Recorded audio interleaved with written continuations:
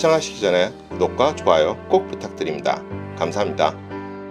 본인은 법관으로서 헌법과 법률에 의하여 양심에 따라 공정하게 심판하고 법관 윤리강령을 준수하며 국민에게 봉사하는 마음가짐으로 직무를 성실히 수행할 것을 엄숙히 선서합니다.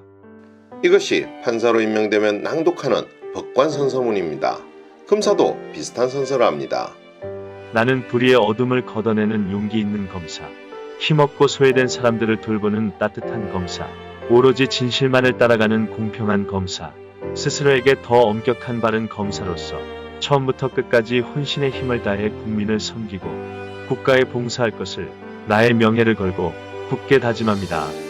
이들의 선서는 얼마나 잘 지켜지고 있을까요? 어떠한 제도도 완벽할 수는 없을 것입니다. 그래서 정해진 법률과 심리 절차를 철저하게 준수하고 적용해도 오판은 생길 수 있는 것입니다.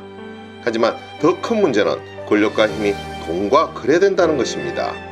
불공정한 재판이 사법비리와 연관된 사건들을 너무나도 쉽게 접할 수 있는 것이 현실인 것입니다. 이러한 사회 현실을 고발하고 스스로 목숨을 끊은 사건이 있었으니 바로 유전무죄, 무전유죄라는 유행어를 만들어낸 지강원 사건입니다. 88 올림픽의 열기가 채 가시기도 전인 1988년 10월 8일 영등포 교도소에서 대전과 공주교도소, 공주치료감호소로 이송 중이던 제수호송버스엔 제수 25명이 타고 있었습니다. 경기 안성 부근을 지날 무렵 제소자 한 명이 교도관에게 화장실에 가고 싶다고 말했고 교도관은 제수에게 소변통을 건넸습니다. 그 순간 제수자들이 일제히 일어나 난투극을 벌였고 얼마 되지 않아 차량은 제수들에게 점령당했습니다. 이들 중 12명은 호송 차량에서 교도관들과 옷을 받고 있고 호송관들의 권총과 실탄을 챙겨 탈주합니다. 5명은 하루도 안 돼 검거됐지만 지강은 등 7명은 이후 서울 시내로 잠입했습니다.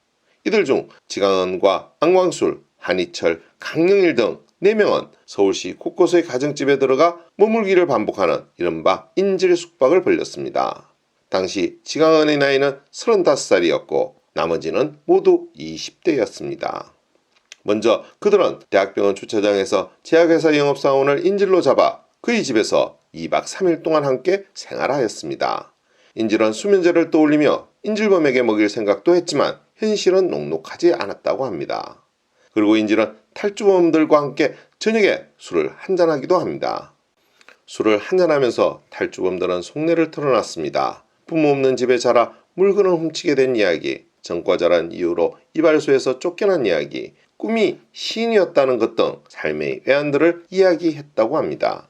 그리고 지강은은 대한민국 비리에 대해 모두 파헤치고 죽겠다고 하면서 전두환 전 대통령의 자택으로 향하려고 했지만 경비가 너무 삼엄해 포기했다고도 했습니다. 지강은의 제목은 7차례에 걸쳐 현금, 승용차 등 약 556만 원을 절도한 것이었으며 그가 받은 형량은 징역 7년에 보호감호 10년을 선고받았습니다. 전두환 정부 당시 만들어진 보호감호제는 재범 가능성이 있는 이들이 징역 후 감호소에서 머물게 하는 것으로 실제 징역과 다를 게 없는 제도였습니다. 지강은의 경우 17년형이 된 셈입니다. 반면 전두환의 동생 정경화는 막강한 권력으로 몇백억의 횡령을 저질렀지만 재판부에서 인정한 횡령금은 76억 원에 그쳤고 그가 받은 처벌은 징역 7년이었습니다. 그마저도 노태우 정권 말에 징역 3년을 마치고 가석방된 뒤 특별사면을 통해 복권되기까지 합니다. 이러한 세태를 고발한 것이 바로 유전무죄, 무전유죄였습니다. 10월 15일 그들은 북과자동으로 이동을 했습니다. 밤 9시 40분경 서대문구 북과자동 고모씨의 집에 잠입해서 고씨의 가족들을 인질로 잡았습니다. 그리고 지강은 일당이 집안에 있던 양주를 마시고 잠이 들자 고씨가 새벽 4시쯤에 탈출하여 인근 파출소에 신고했고 곧바로 경찰 병력 1,000여 명이 집을 포위했습니다. 경찰과 대치한 지강은 일당은 인질에게 총을 겨누면서 미안하다, 정말 이럴 생각이 없다, 절대 다치지 않게 할 테니 조금만 기다려달라고 사과했습니다. 지강은은 경찰에 승합차를 대기하며 인질들을 풀어주겠다고 했고 차가 준비되었는지 확인하기 위해 일당 중 강영일에게 인질을 붙잡고 밖으로 나가게 했습니다. 준비된 차량은 없었고 강영일이 다시 집 안으로 들어오려고 하자 영일아, 내게 주는 마지막 선물이다. 내 마음을 갖고 가라며 강영일의 발 아래 총으로 쏘아 못 들어오게 했다고 합니다. 그 순간 집안에선 두 발의 총성이 들렸습니다. 안광술과 한희철이 스스로 목숨을 끊은 것입니다. 홀로 남은 지강원은 비지스의 홀리데이를 들려달라고 했고 그 순간 유리를 집어들고 자살을 시도했습니다. 이때 경찰 특공대가 들이닥쳐 지강원을 저격했고 두 발의 총을 맞고 쓰러진 지강원은 병원으로 옮겼지만 4시간 뒤에 숨졌습니다. 이것으로 9일간의 탈주곡은 모두 끝나게 되었습니다. 5번의 인질극을 벌였지만 이로 인해 희생된 사람은 아무도 없었습니다. 그리고 마지막까지 지강원과 함께 있었던 호선숙 씨는 이후 언론과의 인터뷰에서 그들을 매우 인간적이라고 수레했습니다.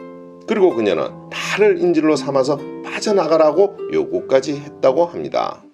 집 밖으로 나간 덕분에 홀로 살아남은 강영일은 경찰에 의해 근거됐고 선거공판에서 징역 14년을 구형받게 됩니다.